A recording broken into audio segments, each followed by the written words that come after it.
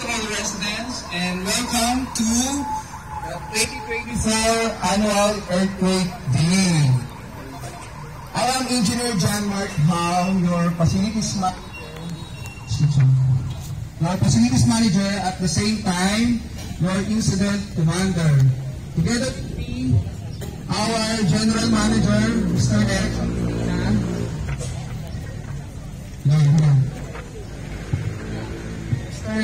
Our general manager, Mr. Erickson Medina, and our operations manager, Miss Marjorie Real, the ERT team, and the rest of your staff. Just a recap of what transpired earlier. At around 8 a.m., the TRC experienced a magnitude, 7.2 magnitude earthquake that lasted for about 15 seconds. So during the shaking, the resident and staff performed back, cover, and hold. Okay.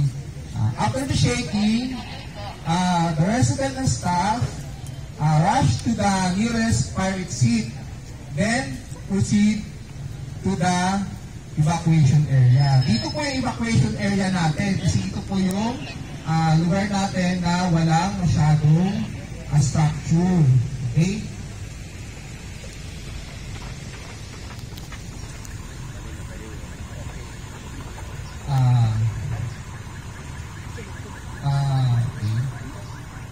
The incident commander activates the ERT and the DAT, the emergency response team, and the damage assessment team to assess the extent of the damage. While inspections are ongoing, the command post received a report that there are 4 casualties, 1 unconscious and 3 minor injury. The medical team assess and give them first aid and request to transport 1 victim to the nearest hospital due to unconsciousness. The communication team counts the total. Okay. While waiting, while waiting on the damage assessment team and to continue our program, what is earthquake and why do we need to prepare? Is there anyone? Okay. Based on PVOLCS, the earthquake is the weak to violent shaking of the ground produced by the sudden movement of the rock materials of Earth's surface. So, ano siya? Parang natural event ng Earth. So, did you know that in April alone, this April, the PVOLCS listed around 900 earthquakes. So at least 2 to 3 earthquakes in the Philippines alone. So parang ano na natin siya, kasama na natin siya sa buhay. Hindi lang natin siya na-feel, gawa ng mahina yung magnitude and intensity. Okay?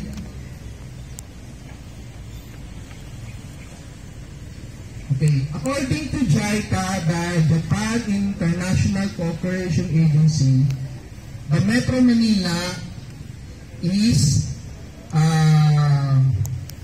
could be hit by a 7.2 magnitude o yung tinatawag natin na the big one.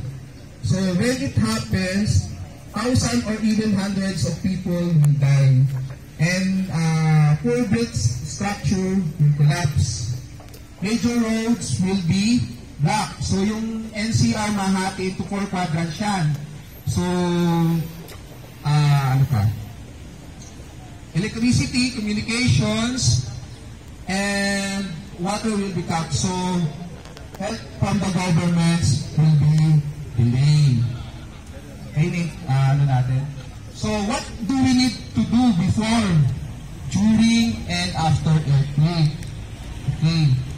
So before, ano kayong kailangan natin gawin before earthquake?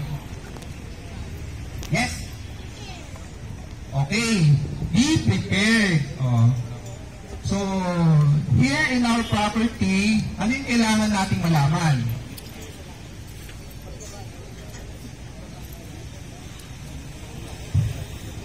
Okay, know your location of your unit. So, the TRC is around 1.1 kilometer from the West Valley Fault.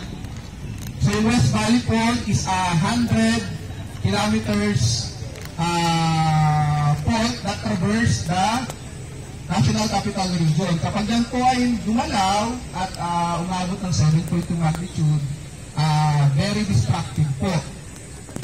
Okay? Know the nearest evacuation area. So, ito po yung evacuation area natin.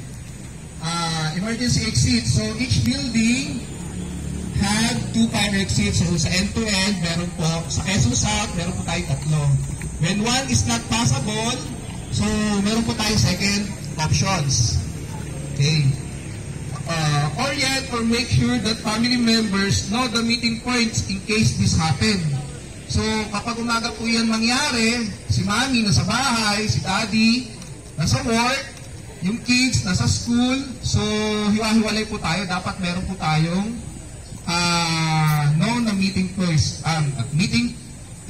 para doon po tayo magkita-kita. Okay.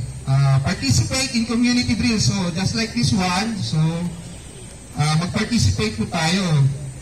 Know the emergency contact numbers, police, BFP, the PMO, and assess your condo units. So, sa pag-assess po ng condo units, ano ba yung mga possible bumagsak during earthquakes? Mga kitchen cabinets, saan po yung pwedeng magtago o maging support nyo na hindi kayo mabagsakan during earthquake. Prepare a go bag or emergency kit supply. Ano ba yung alaman ng dapat ng go bag? Siyempre, mga medicine, food, flashlight, whistle, rope, toiletries, o essential documents. Okay? Meron pa ba may mga nakalimutan ba ako? Okay, during earthquake, what do we do?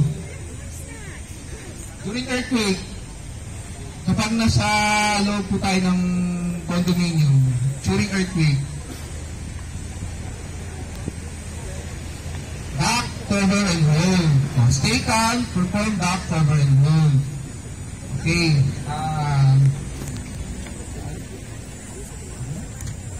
Who wants to, volunteer to demonstrate the back, cover, and hold? Wala? Volunteer. Cover and hold.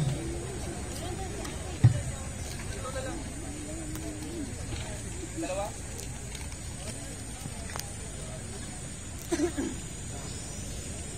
Perform back, cover and hold. For example, yung table na yan is nasa condo unit yung table natin.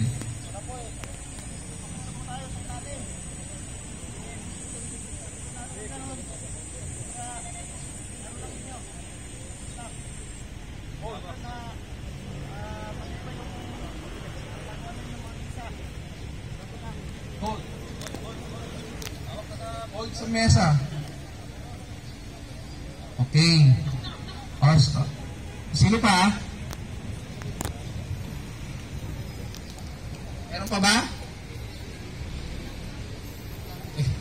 Sana yung volunteer natin. Okay. Kung wala naman po tayo sa units at nasa labas, go to open space just like this one para walang babagsak sa atin yung mga poste, yung mga puno o another structure. Ha? And after the earthquake, ano po yung gagawin natin after the earthquake? Siyempre, be prepared on the aftershock. Okay, one shaking stuff, take the fastest route to the out of the building. Then proceed to the evacuation area. Ano pa? Wait, kung wala akong question, in behalf, yes ma'am.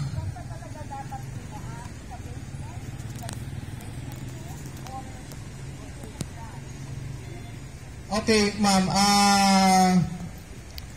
Kung titignan kasi natin yung building, ang lobby natin is iba-iba. Iba-iba yung level. So, pwede tayong dumaan ng lobby, pwede tayong dumaan ng ground. Kung saan po yung passable. Kung hindi po passable sa ground, ang pinaka-tabos is yung susunod. Kasi kung earthquake yan, kasi yung structure na baka pumanon. So, dito tayo sa labas papuntang lobby. Or, not even lobby, kung makikita naman natin is meron tayong mga lusutan naman na iba pa. So doon tayo dadaan po. Pero lahat po yun is pwede. As long as walang obstruction o walang nakaharang. Meron pa po. Okay. Kung wala na, in behalf of your property management, headed by our General Manager, Mr. Erickson Medina, I would like to thank you all for participating in this year annual earthquake drills. Okay, kanina may bumulong na sa akin, yung engineer natin, sabi sa akin, sir, pwede na tayong bumalik sa building, safe na. Okay, thank you po.